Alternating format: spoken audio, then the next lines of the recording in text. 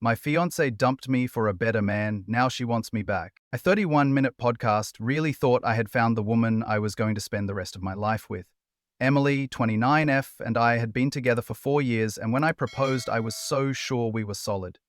We had talked about our future, kids, houses, the kind of life we wanted to build together. She always told me she loved me, always acted like I was the perfect guy for her. And, for a long time, I believed her. I was happy, and I thought she was too. Turns out, I was dead wrong. It happened so fast that I barely had time to process it. 1 minute we were planning our wedding, looking at venues, picking out invitations, and the next, she was sitting me down, telling me we needed to talk. I could tell right away that something was off. She wouldn't look me in the eye, and she had this weird, detached look on her face, like she had already made up her mind and was just getting through an uncomfortable conversation. That's when she dropped the bomb. She had met someone else. She said she had been thinking about it for a while, that she realized she wanted something more, that she didn't want to settle. I sat there, stunned. 4 years together, and she was ending it like this? I asked her if she had been cheating, but she shook her head and said it wasn't like that she had only just realized she had feelings for this guy and that she had to follow her heart. What a load of bull. People don't just wake up one day and decide to throw away 4 years of their life for a maybe. She had been thinking about this for a while, and I had been too blind to see it. And the worst part, she acted like she was doing me a favor. She actually said, "You deserve someone who loves you the way you love me," as if she wasn't the one who had been pretending this whole time, as if I was supposed to just nod and thank her for breaking my heart. I didn't beg. I didn't try to change her mind. I just let her go. Maybe some part of me knew that if she was willing to leave me so easily, she had never really been mine to begin with. It hurt like hell, though. Watching her pack up her things, seeing her take the life we had built together and just walk away like it meant nothing. She barely even cried. No hesitation, no real guilt. Just a small, sad smile, like she was sorry I had to go through this, but not sorry enough to stay. The next few months were brutal. At first, I was stuck in this weird haze of pain, trying to figure out what the hell I had done wrong. I kept replaying every little moment, wondering if there had been signs I missed. If I had been too comfortable, too predictable, too much of the guy she thought she could do better than. I started questioning everything. Was I boring? Was I too stable, too safe? But then, something shifted. The more I thought about it, the more I realized she had done me a favor. I had spent 4 years with someone who could just throw me away the second something better came along. I had been planning a future with a woman who saw me as a stepping stone, not a partner, and when I thought about it like that, the sadness started to fade. I focused on myself, hit the gym, started going out more, reconnecting with old friends I had drifted away from. I took a trip I had always wanted to take, just because I could. For the first time in years, I was living for myself, not for a relationship, and damn, it felt good.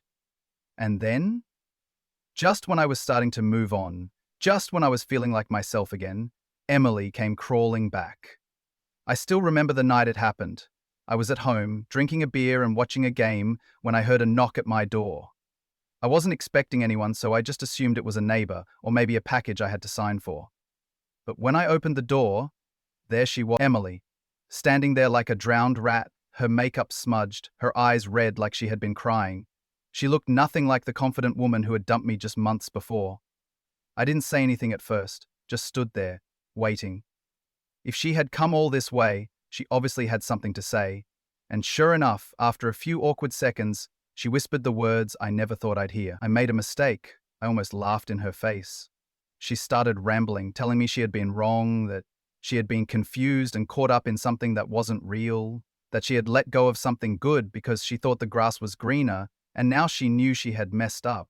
She kept looking at me like she was waiting for me to interrupt, to tell her that it was okay, that I still loved her, that we could try again, but I didn't. Because by then, I already knew the truth. Emily wasn't back because she loved me. She wasn't back because she had suddenly realized my worth or because she had genuinely made a mistake. She was back because the better man she left me for had turned out to be a complete fraud, and this time, she was the one getting thrown away. I stood there for a long moment, just watching her shift nervously, biting her lip, waiting for me to say something. She looked so different from the woman who had dumped me months ago, no longer the confident, self-assured Emily who had been so sure she was trading up. No, this version of Emily looked tired, drained, and completely defeated. I didn't invite her in. I didn't even uncross my arms. So, I said finally, what happened? Her eyes flickered with something, reluctance, shame, maybe both. Can we talk inside? She asked. I let out a short laugh. No, I think I like it just fine right here. She hesitated, then took a shaky breath. I made a mistake, she said again, her voice soft. I thought I was making the right decision, but I wasn't. I was stupid and I hurt you, and I know I don't deserve anything from you, but, she swallowed. I miss you. There it was. The thing I had once wanted to hear more than anything. If she had said this to me months ago, I probably would have let her back in. I probably would have taken her hands, told her we could figure it out, that we could rebuild what we lost.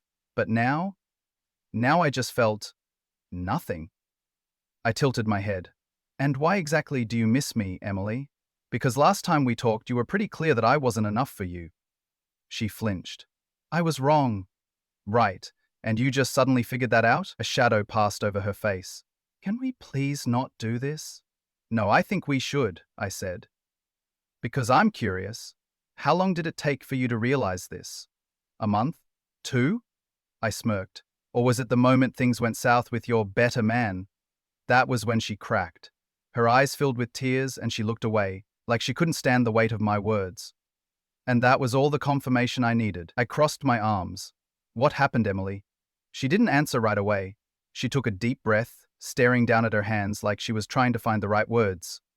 And then? She told me everything. Turns out, her better man wasn't so better after all. The guy she left me for, the one who had apparently opened her eyes to what she really wanted in life, he had been full of shit. He made big promises, travel, luxury, the kind of life she thought she deserved, but none of it was real. He had money, sure, but what he didn't have? Loyalty, stability, real commitment. She found out pretty quickly that he was seeing other women behind her back. Apparently, she wasn't special to him, she was just one of many. And when she confronted him, he laughed in her face, told her he never promised her anything, that she had been stupid for thinking she was the only one in his life. She had left a stable, loving relationship for a guy who treated her like a disposable toy. She had thrown me away, only to end up thrown away herself. I should have felt bad for her, I really should have, but instead, I just felt satisfied. I let her words hang in the air for a moment, letting her sit in the mess she had created for herself. Then I shrugged. Sounds rough. She looked up at me, her eyes pleading.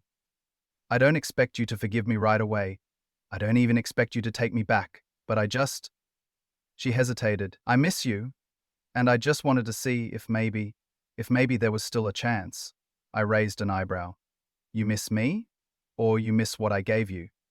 She looked like she had been punched in the gut.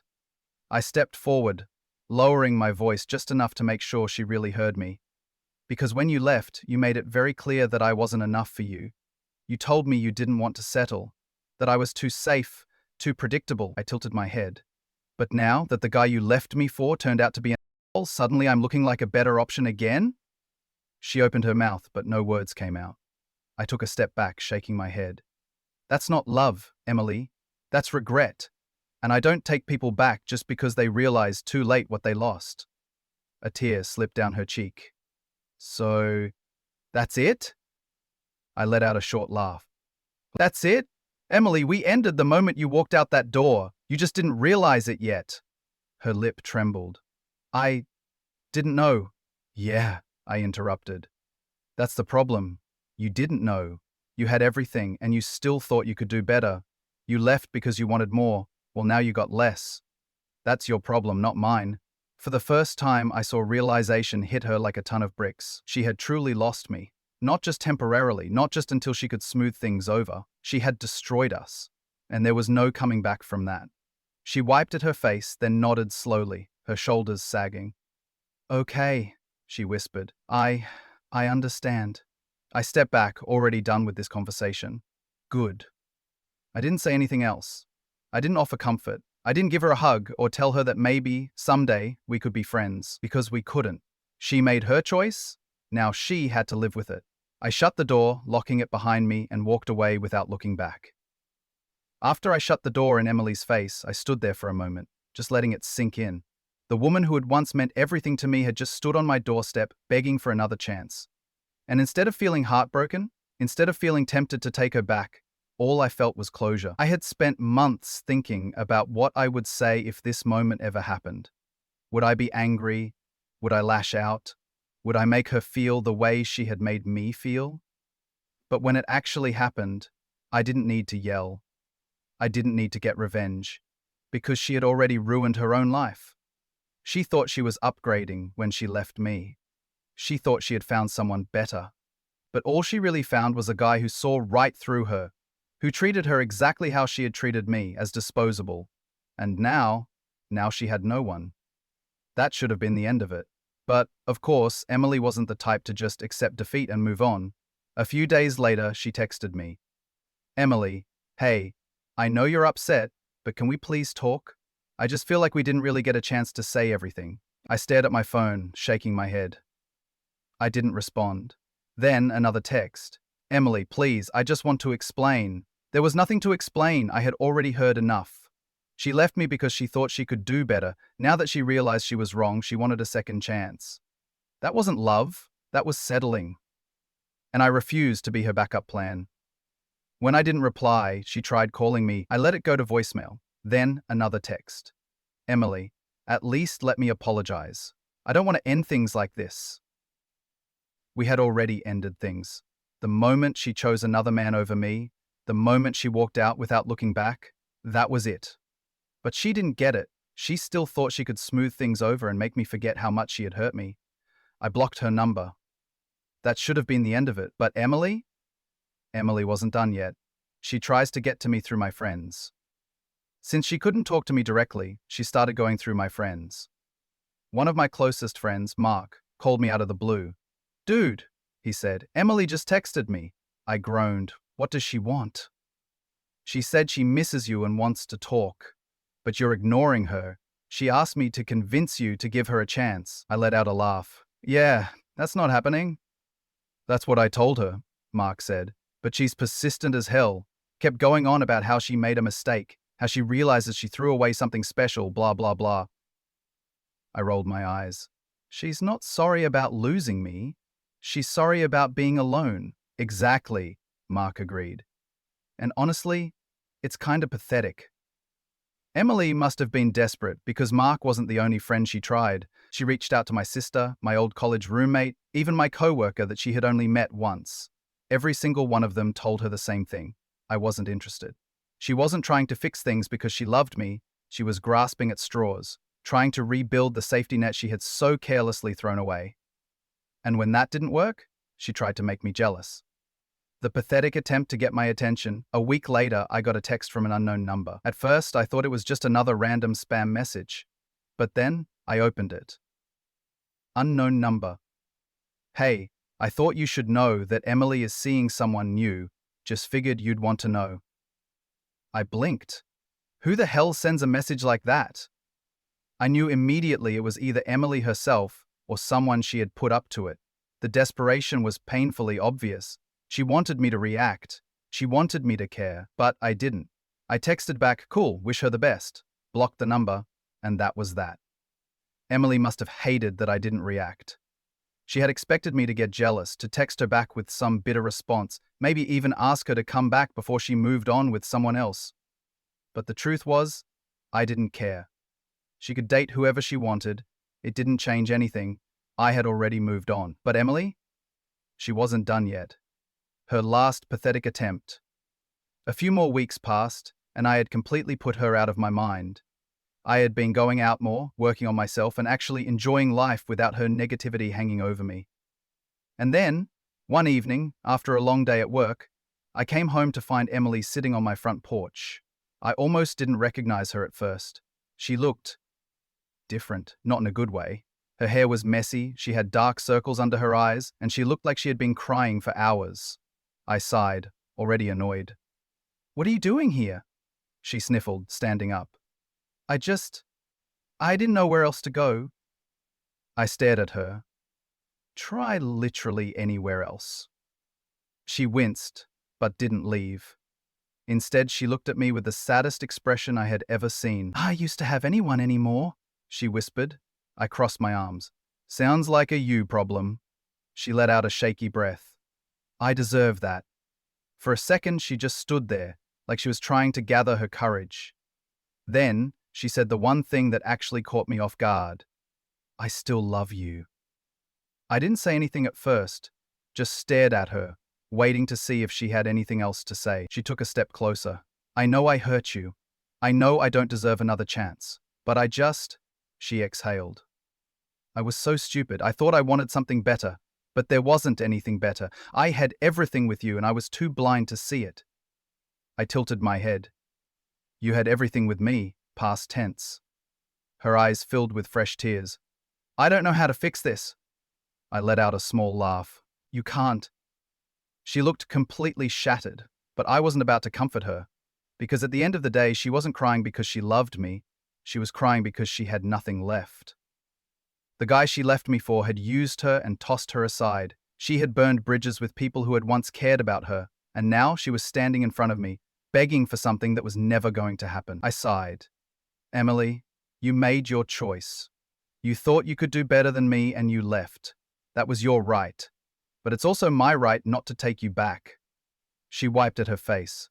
"Can't we just—" "No," she swallowed. "So this is really it?"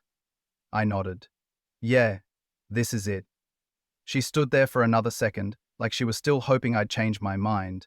But when I didn't say anything else, she finally gave up. She turned away, walked down the steps, and left. And just like that was the last time I ever saw her.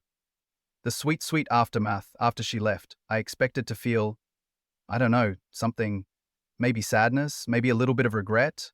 But honestly, I just felt free. For the first time in a long time, I wasn't thinking about Emily. I wasn't wondering if she missed me or if she was happy. I just didn't care anymore. And the best part? Life without her was amazing. I focused on myself. I started dating again. Not out of desperation, but because I finally felt ready. And when I did meet someone new, it was nothing like my relationship with Emily. There were no mind games, no wondering if I was enough, no waiting for the moment she'd decide to leave. It was healthy. Something I didn't even realize I had been missing. Meanwhile, Emily, she disappeared from my life completely. No more texts, no more attempts to reach out. Last I heard, she had tried dating around, but kept ending up with guys just like the one she had left me for.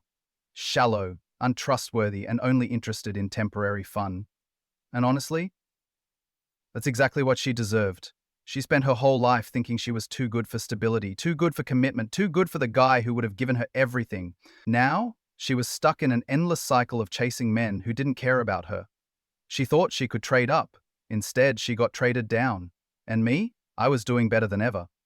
Emily had made her choice, and I had made mine. I never looked back.